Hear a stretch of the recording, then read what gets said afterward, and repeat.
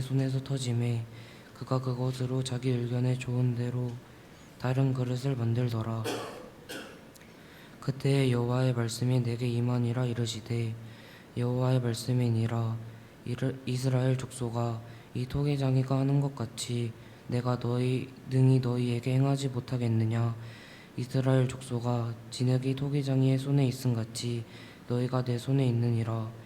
내가 어느 민족이나 국가를 뽑거나 부수거나 멸하려 할 때에 만일 내가 말한 그 민족이 그의 악에서 돌이키면 내가 그에게 내리기로 생각하였던 재앙에 대하여 뜻을 돌이키겠고, 내가 어느 민족이나 국가를 건설하거나 심으려 할 때에 만일 그들이 나보기에 약한 것을 행하여 내 목소리를 청중하지 아니하면 내가 그에게 유익하게 하리라고 한 복에 대하여 뜻을 돌이키리라. 이는 하나님의 말씀입니다. 하나님 감사합니다. 제가 기도하겠습니다. 아버지 하나님, 오늘도 생명의 말씀 앞에 섭니다. 우리의 거울 되시는 말씀 앞에 서기도 합니다. 빛 되신 주의 말씀 앞에 섭니다. 성령 하나님께서 우리의 모습을 비춰주시고 부족한 이들의 모습들을 깨닫게 하시고 연약한 이들을 회복시켜 주시고 그 마음 가운데 상함과 어려움이 있는 영혼들에게는 이 시간 성령 하나님께서 위로하여 주시어서 오늘 시간 예배가 주 앞에 드려지는 저희들의 그 온전함을 통해서 주님 영광 받으시고 저희들이 그 예배를 통해서 회복되어지는 복된 시간으로 성령께서 인도해 주시기를 간절히 원하오며 모든 말씀 예수님 이름으로 감사하며 기도합니다. 아멘. 말도 많고 탈도 많던 2023 새만금 제25회 세계 스카우트 잼버리 대회 플레이미드라고요. 어제 폐영식을 마무리로 막을 내렸습니다. 준비의 과정이 6년의 시간이었고 들어간 재정만 1천억이 넘는 어마어마한 재정이 투입되었지만 여러 가지 문제점들을 드러내고 마무리가 되었습니다. 시작할 때는 폭우로, 그리고 진행되는 동안에는 폭염으로, 마지막에는 태풍으로. 하지만 그런 자연적인 문제들만이 아닌 여러 가지 복합적인 미흡한 준비의 내용들이 고스란히 다 드러나서 결국은 4만 명이 넘는 잼버리 대원들이 수경지를 새만금을 떠나서 전국 각지로 흩어져야 하는 초유의 사태가 벌어지기도 했습니다. 물론 이제 폐영식을 상암 월드컵 경기장에서 아주 성대하게, 그리고 K-팝의 우리 그 훌륭한 우리의 그 가수들과 연예인들을 총동원해서 아주 아름답게 잘 마무리를 했습니다. 자국으로 돌아가는 그 잼버리 참가자들로부터 고맙다, K-팝을 이렇게 접할 수 있어서 얼마나 좋았는지 모르겠다라고 하는 그런 좋은 내용의 인터뷰를 소개하고 있는 그런 기사들을 쭉 접하면서 그나마 다행이다라는 생각도 들지만 한편으로는 늘 이렇게 사고는 다른 데서 치고 부끄러움은 국민의 몫이 되는지 모르겠다는 생각을 갖게 돼요. 계획대로 다 되는 일들이 없죠. 부족하죠.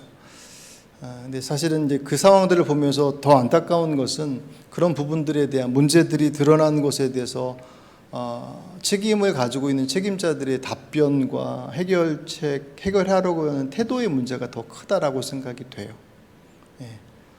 뭐 여러 가지 구설수가 있고 이제 끝나고 났으니까 아마 책임에 관련되어진 부분들을 아마 또 다루려고 한참 또 시끌벅적하겠죠.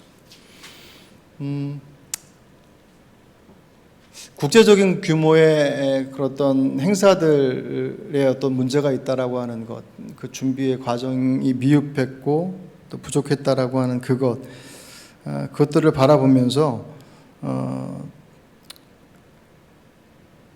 한편으로는 이제 그런 생각이 드는 거예요. 그렇게 오랜 시간 준비했고 그렇게 많은 돈이 들어갔는데 왜 그렇게 문제가 있을까? 근데 중간에 이런 인터뷰가 그런 내용이 있더라고요.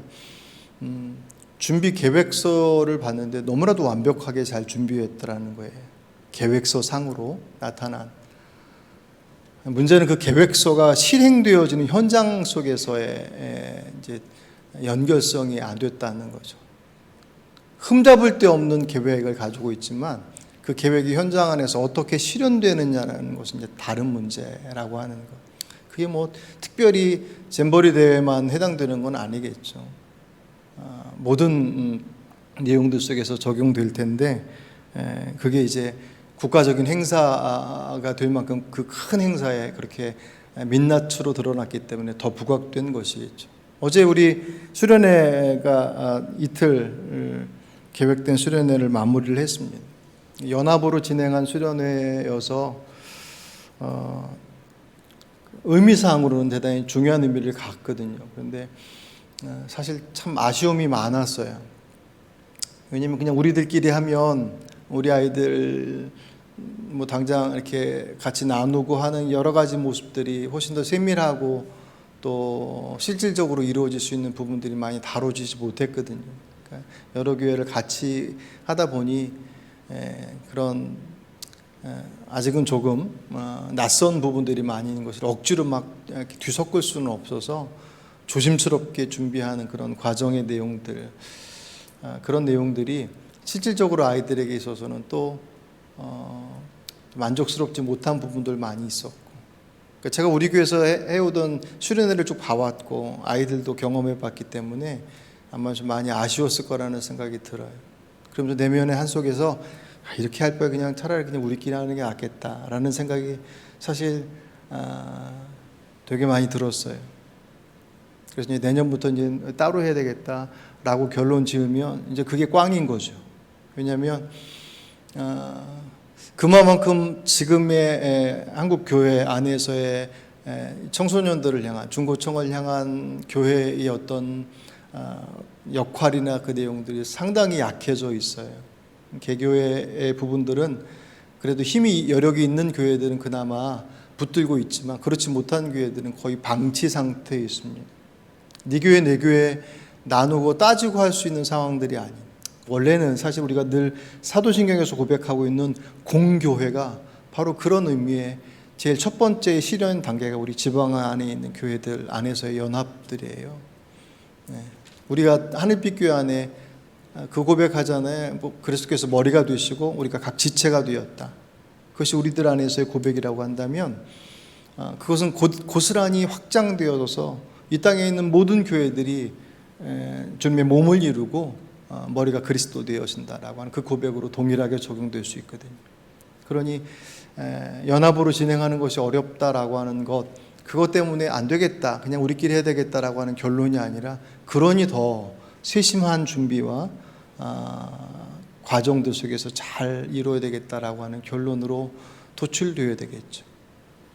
어쨌든 계획을 잘 세운다고 해서 잘 이루어지는 것은 아니더라는 거예요.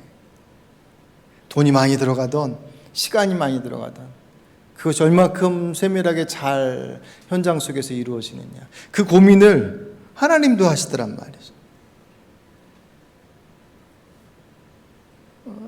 저를 좀 봐주실래요? 저를 봐주십시오. 네. 우리야 실력도 부족하고 뭐 예산도 있고 뭐 여러 가지 복잡한 것들이 있어서 잼버리가 됐던 수련회가 됐던 성경학교가 됐던 우리의 미숙함과 부족함들 때문에 그런 현장에서의 모습들이 잘 이루어지지 못한다 할지라도 하나님께서 하시는 일인데, 전지하신 하나님께서 계획하시고 전능하신 하나님께서 실행하시는데 뭐가 문제가 될까 싶은데, 성경은 하나님의 그 고민이 늘 그 안에 들어가 있습니다. 왜냐하면 계획하심이 부족해서도 아니고 실행하심이 부족하셔도 아니에요. 문제는 그 일들을 이루실 때 하나님께서 혼자 일하지 않으시더라는 거죠. 항상 사람과 함께 일하시기 때문에 그 사람과 함께 하시는 그 자리가 바로 하나님의 완벽한 계획과 그 무한한 능력으로 공급하시는 현장에 부족함이 발생하고 어그러짐들이 발생하더라는 거예요. 그게 하나님의 어떻게 보면 고민이십니다. 제가 좋아하는 그 청파교회 김기성 목사님이 이 예레미야서를 책으로 발간해냈었는데 지난번에 한번 말씀드렸어요. 제목을 끙끙 앓는 하나님. 예레미야서의 제목을 끙끙 앓는 하나님. 전 그 제목 볼 때마다 정말 기가 막히게 지셨다는 생각이 들어요. 예레미야서 안에 나와 있는 하나님의 모습은 정말 끙끙 앓는 하나님. 그들을 향한, 우리를 향한 얘기겠죠. 그 포기할 줄 모르시는 하나님이에요. 심판은 계속 선언돼서 진행되고 있는데 살 길을 계속 말씀하시는 그 말씀에 이스라엘 백성들은 귀뚱으로도 듣지 않고 엉뚱한 길로 가고 있는 그들을 주님께서 포기하면 편하실 텐데 포기하지 않으셔. 그러니까 끙끙 앓으시는. 그걸 내 버리지도 못하겠고 그렇다고 해서 그냥 냅다 드리지도 못하시고. 오늘 성경을 보시면 그 하나님은 우리를 창조하신 분이다라고 하는 것을 먼저 보여주십니다. 오늘 1절부터 3절까지의 내용이 그것을 담고 4절까지 내용이 그것을 담고 있어요. 하나님께서 예레미야 선지자를 통해서 야 토기장이 집에 가라. 가게 하신 이후에 토기장이는 하나님을 당신 자신을 토기장이로 비유하시고 우리를 진흙으로 비유하십니다. 그러면서 토기장이가 진흙으로 그릇을 이렇게 만들다가 뭔가 어그렸어. 오늘 본문 표현대로 하면 터졌다고 그랬습니다. 뭐가 문제가 생겼어요. 그러니까 다른 그릇으로 이제 만드는. 아마 여러분 지금은 학교에서 초등학교나 학교에서 점토, 지점토 유라 학교에서 찰흙 가지고 뭐 만드는 거 하니? 안 하지. 요새는 다 고무 찰흙으로 하겠죠. 애들한테 손에 흙 만지지 않게 하겠죠. 뭐 위생 문제도 있다고 그럴 것이고. 근데 상관은 없습니다. 찰흙이 진흙이 됐던 고무 찰흙이 됐던 우리 옛 기억 우리 때는 다 그냥 찰흙이었잖아요. 그걸로 뭐 이렇게 만들다가 잘 안 만들어지면 어떻게 해요? 다시 이렇게 주물럭주물럭 해가지고 뭉쳐있다가 다시 이렇게 만들고 하는 그런 것처럼 오늘 본문도 하나님께서 우리를 그렇게 만드셨다라고 말씀을 하십니다. 바울을 통해서 조금 더 선명하게 하나님의 작품이다라고 선언하시죠. 에베소 2장 10절 우리는 하나님의 작품입니다. 선한 일을 하시려고 하나님께서 그리스도 예수 안에서 우리를 만드셨습니다. 아멘. 하나님께서 우리를 만드셨다라고 말씀하시는 그 만드셨음에 대한 그 창조의 의미는 두 가지의 의미가 있어요. 첫 번째로는 우리들의 가치가 얼마나 소중한지를 내포하고 있습니다. 하나님께서 만드셨어요.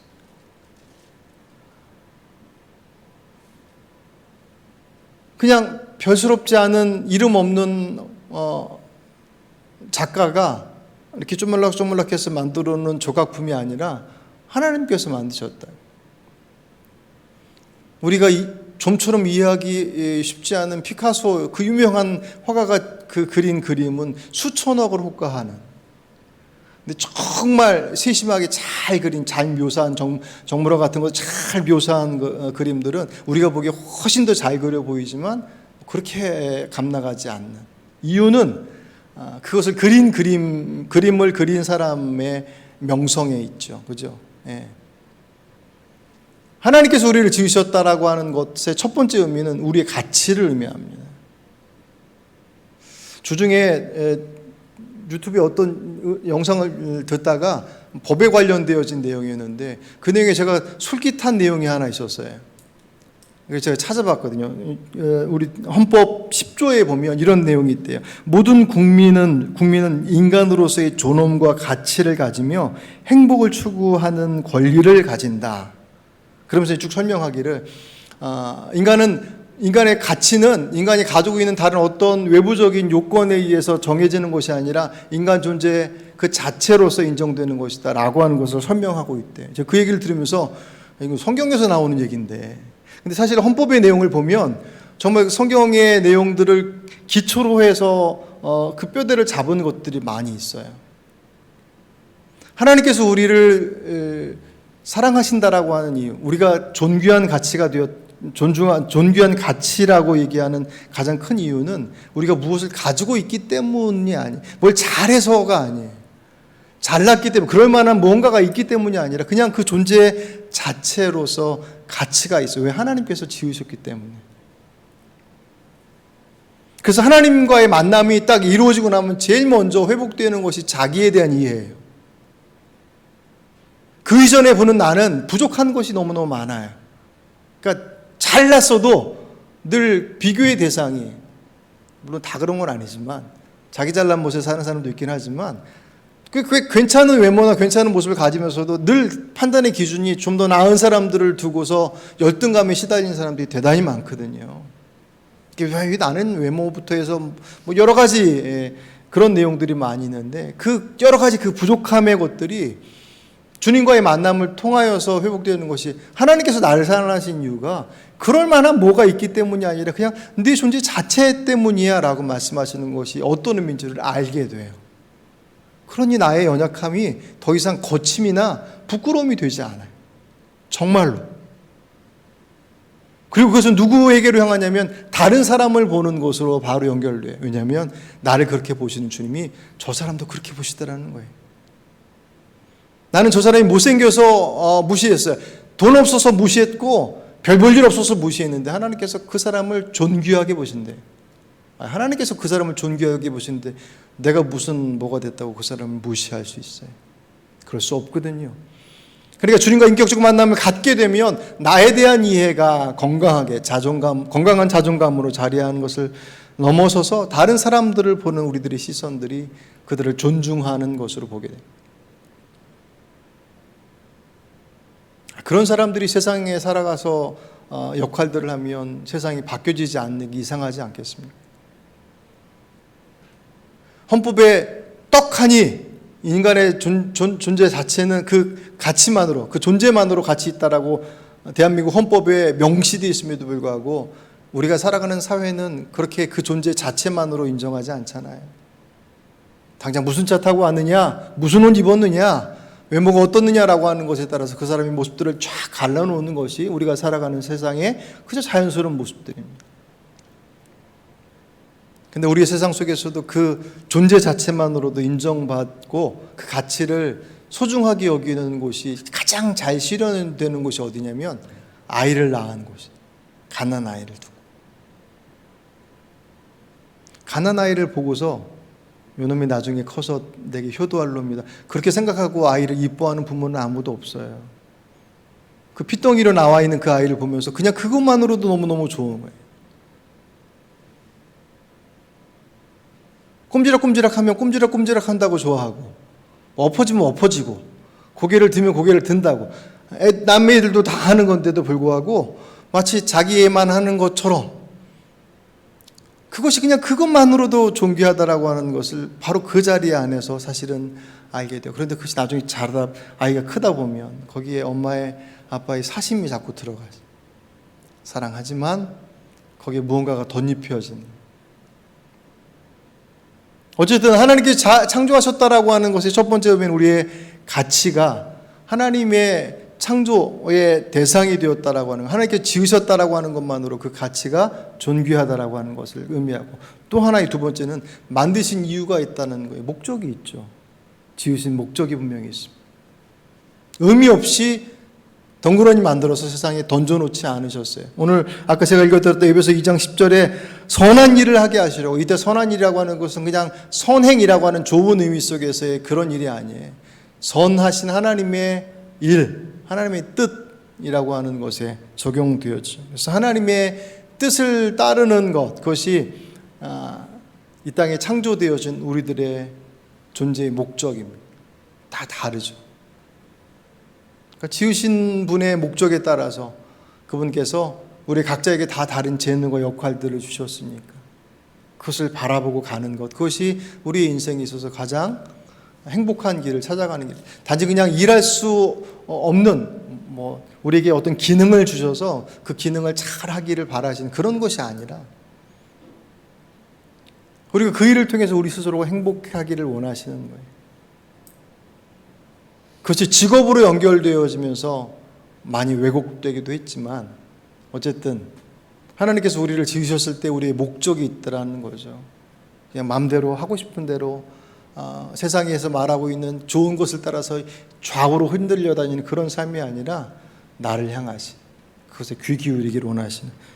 그래서 주님께서 그런 우리들의 삶을 그렇게 던져 놓으시고 만들어 놓으시고 이제 알아서 살아라고 하지 않으시고 그 삶을 인도해 나가셔요. 주관하십니다. 그분의 목적에 따라서 그 길을 가기를 원하셔서 말씀해 주십니다. 근데 잘 가지 않으니까 자꾸 벗어나니까 그 길을 바로 잡아 주시는 하나님의 이렇게 만져주심이 있어요. 마치 그 토기장이가 그릇 만들다가 터지고 나니까 다른 그릇을 만들듯이 쪼물락쪼물락해서 하나님께서 우리 인생을 만져주실 때가 때로는 고난의 때일 때가 있습니다.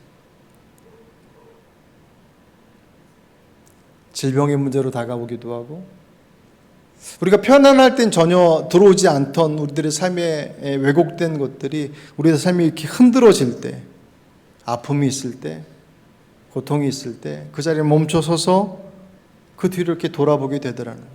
물론 그렇다고 해서 모든 문제가 다 하나님께서 우리들을 향하신 만져주심이냐라고 할 때 그렇지 않을 수도 있어요. 왜냐하면 내 죄로 인해서 내가 잘못한 것 때문에 어그러진 것도 있으니까. 그런데 그것마저도 크게 보면 우리가 그 말씀 있잖아요. 모든 것들이 합력하여 선을 이룬다라는 말씀. 내가 죄로 인해서 어그러뜨려 놓은 것마저도 하나님께서는 그것마저도 사용하셔서 우리를 바로 잡으시더라는 거죠.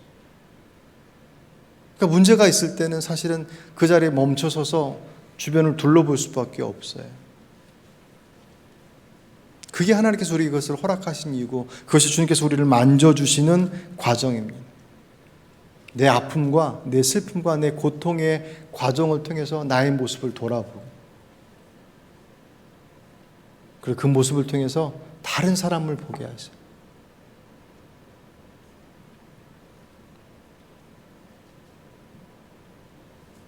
만나교회에 담임하시는 김병선 목사님이 장로님 한 분이 대표 기도만 하시면 그렇게 아픈 기도를 하신다. 너무 아파서 하나님 안 아프게 해주십시오. 대예배 강단에서 대표 기도를 하시는데 개인 기도하시는 것처럼 너무너무 아프다. 그 기도 들을 때마다 장로님 왜 이렇게 아프다는 얘기만 하신다. 근데 김병선 목사님 되게 아프셔요. 몸이 많이 안 좋으셔서 한참 안 좋으실 때는 제주도에 가셔서 요양을 하실 정도로 안 좋으시, 지금도 그렇게 좋지 않으신데 한 번은 설교하시면 그런 말씀을 하시더라고요.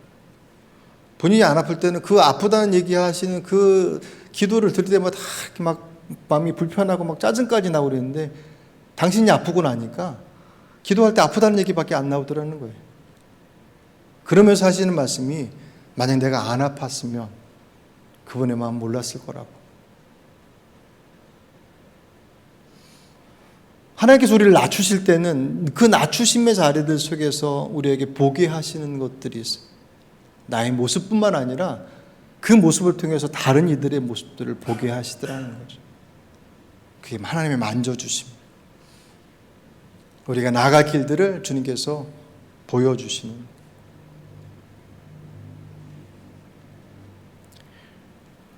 이해할 수 없는 길들이 많이 있죠. 우리를 사랑하시는데 왜 이렇게까지 하십니까? 라고 하는. 그럴 때일수록 사실 그분 앞에 더 엎드려야 하는 것이 가장 중요한 비결 중에 비결이에요. 잘 안 되잖아요. 일반적으로 다 문제를 만나면 탁 멈춰서 하나님 어떻게 해야 돼? 믿지 않는 사람들도 하나님 그렇게 막 부른단 말이에요. 그래도 신앙을 가지고 있는 사람은 더 말할 것도 없이 하나님을 찾죠. 근데 문제는 하나님 하고 찾았는데 즉답이 오지 않아요. 그리고 어떤 때는 즉답이 와도 못 알아들어요. 그게 하나님의 답인지 아니면 그냥 현상인지. 왜냐하면 내가 그분과 자주 얘기해보지 않았거든. 자주 얘기해보지 않았어. 내가 그분과 자주 얘기해보고 그분 앞에 자주 서보면 그 예민한 이렇게 사인을 주실 때 그것을 잘 캐치할 수 있어요. 주목하기도 하겠지만 말씀하시는 것. 여러분 그런 인간관계 속에서 그런 분도 있지 않아요? 그냥 보고 그런 말 하잖아요. 눈빛만 봐도 알아요. 슬쩍 이렇게 액션만 취해도 그런 거구나. 그런 것처럼. 근데 아주 낯설거나 가끔 만나는 사람이 할 때는 참 얘기해도 같은 얘기라고 계속 반복하기도 하고 무슨 말을 하는지도 모르겠고 사투리 쓰는 사람 만나면 더 막 헷갈리고 막 그러잖아요. 그런 것처럼 하나님과의 관계가 긴밀한 상태에 있을 때는 우리에게 주시는 사인을 분명하게 알 수 있습니다. 그런데 그것이 잘 이루어지지 않을 때는 사인을 주셔도 잘 몰라요. 그리고 우리가 원하는 때 원하는 모양의 사인이 오지 않아요. 그건 내가 원하는 거지 주님께 주시는 것은 아니니까. 그래서 멈춰 섰다가도 자꾸 다른 데로 가요. 아닌가 보다 그러고. 그런데 그때가 더 엎드려야 될 때, 그때가 더 귀 기울여야 될 때. 왜냐하면 그분은 틀림없이 말씀하시는 분이니까. 그분은 틀림없이 가장 좋은 길로 인도하실 분이 틀림없기 때문에.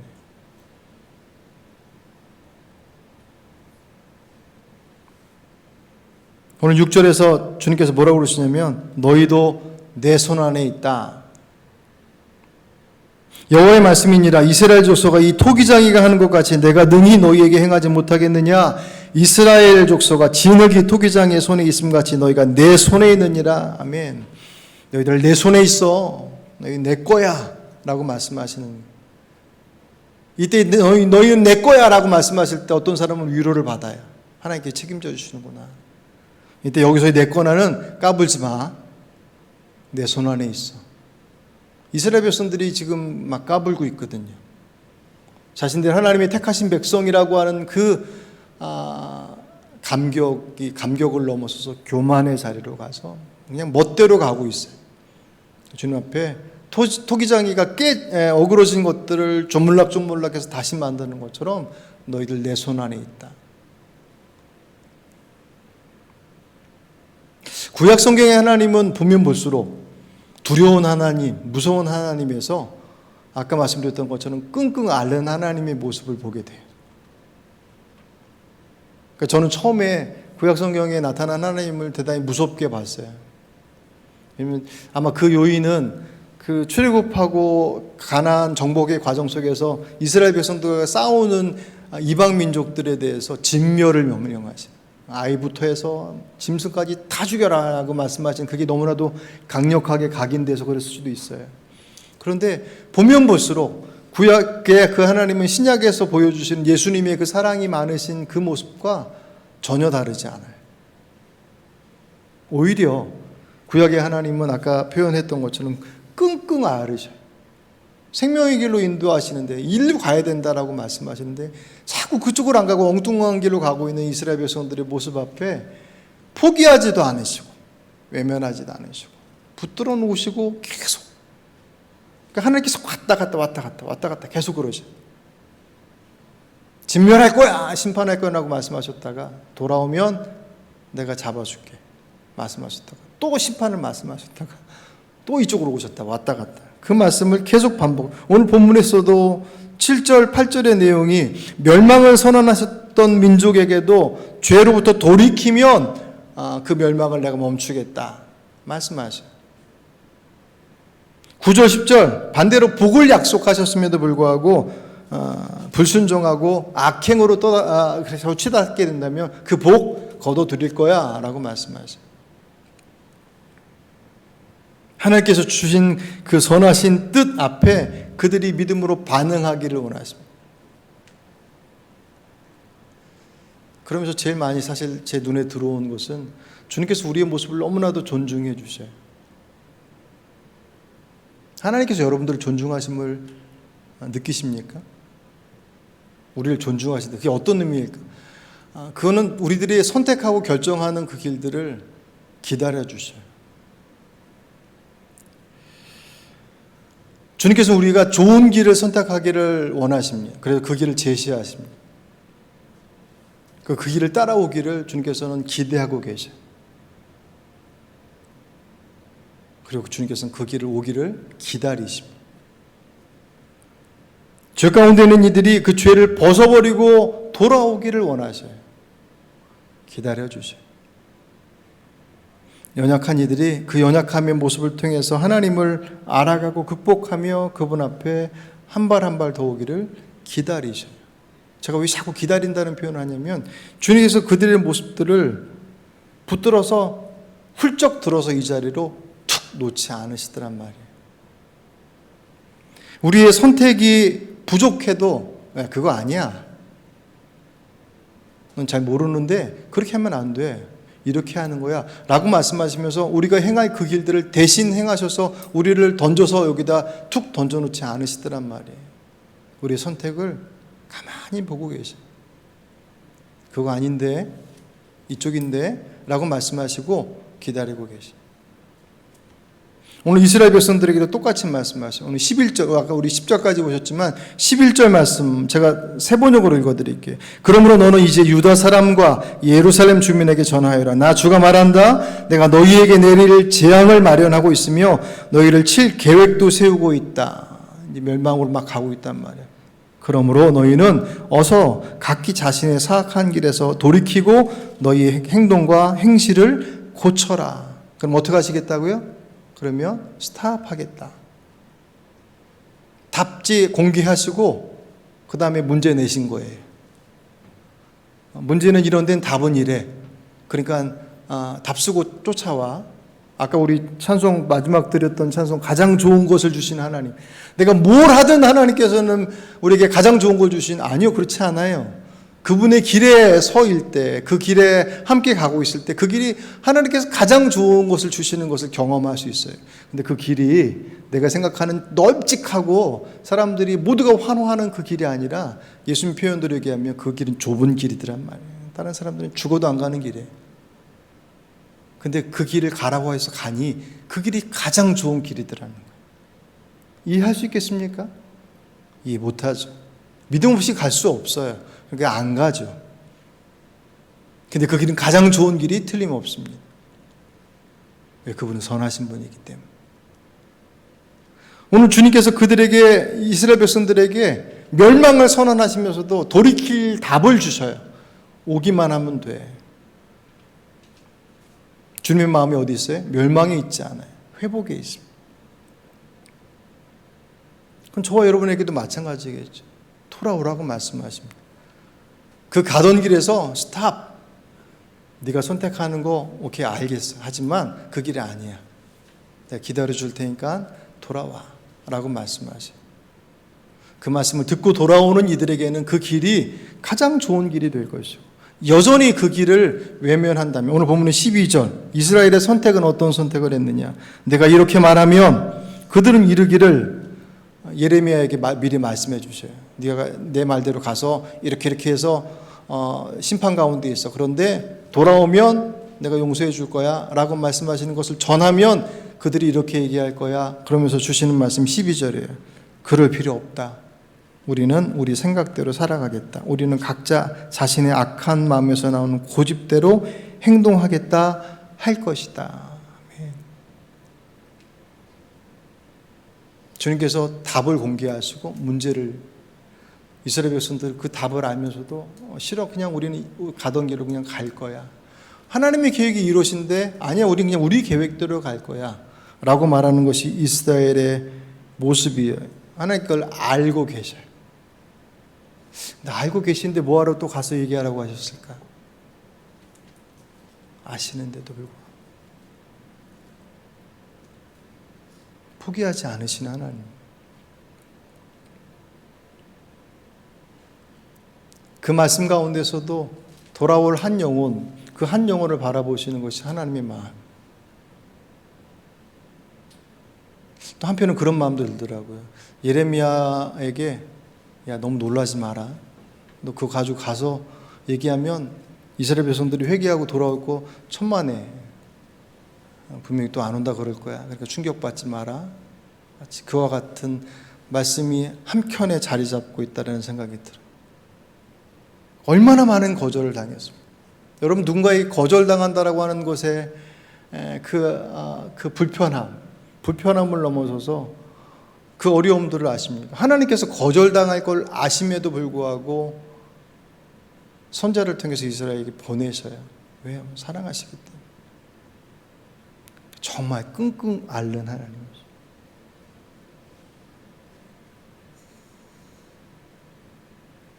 말씀을 정리하죠. 저는 하나님께서 우리를 존중하시고 우리의 선택을 정말 존중하시는 분이심을 말씀을 볼 때마다 확인하게 됩니다. 그 정말 감사해요. 우리가 뭐라고? 전지하신 그분께서 보잘것없는 지식을 가지고 앞에서 까불까불 하고 있는 그 모습을 주님께서 야 그거 아니야 라고 내치지 아니하시고 그렇게 해도 괜찮은데 그 길은 아니고 이 길이다 라고 말씀하시며 기다려 주시 우리의 선택을 존중해 주시 한편으로는 굳이 그렇게 존중 안 하셔도 되는데 그냥 끄집어다 놓고 잘못된 길로 가면 아예 여기도 막으시고 저기도 막으시고 이 길로만 가게 하시면 참 좋을 텐데 라는 생각이 드는데 주님 그렇게 일하지 않으시더라는 거예요. 그게 우리 하나님께서 우리를 존중하시는 방법이에요. 그래서 감사하고 감사한데 한편으로는 두려워요. 왜 두려우냐면 내가 잘못된 선택을 했을 때 주님께서 앞에 바리케이트를 탁 치시면서 안 돼, 못 가 라고 말씀하지 않으시더란 말이에요. 마치 그 길이 맞는 길인 것처럼 그 길을 걸어가는 나의 모습들을 저지하지 않으셔요. 대신 옆에서 말씀하셔요. 거기 아니야. 거기 아니야. 이스라엘에게 하셨던 것처럼 그 길로 가면 망하는 길이야. 돌아와야 돼 라고 말씀하시듯이 그들의 길을 막지 않으시고 말씀하십니다. 오늘 저와 여러분이 걸어가는 그 길이 아무런 제재가 없이 탄탄대로를 걸어가는 것처럼 걸어간다고 하여서 그 길이 옳은 길이겠느냐? 천만에요. 그분의 말씀 앞에 귀 기울여야 돼. 주님 맞습니까?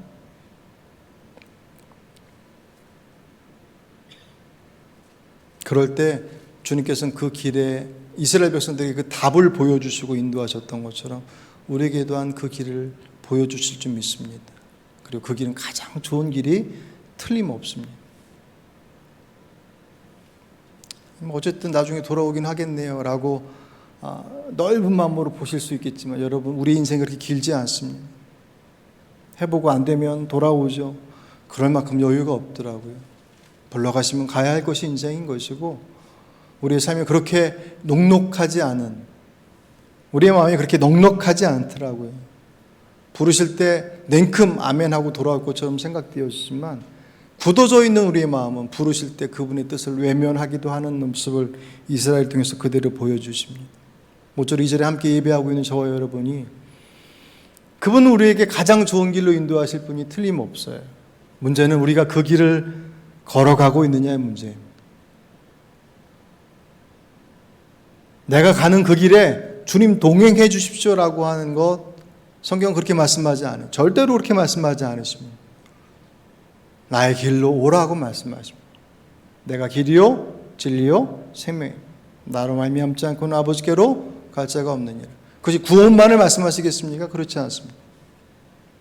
오늘 저와 여러분의 선택이 그분의 길을 선택해 감으로 보잘것없어 보이고 두렵고 힘겹고 어려워 보일지라도 그 길이 주의 길이 맞다고 한다면 가장 좋은 길임을 여러분의 삶 속에서 경험해 내시는 저와 여러분의 삶이 되시길 주의 이름으로 축복합니다.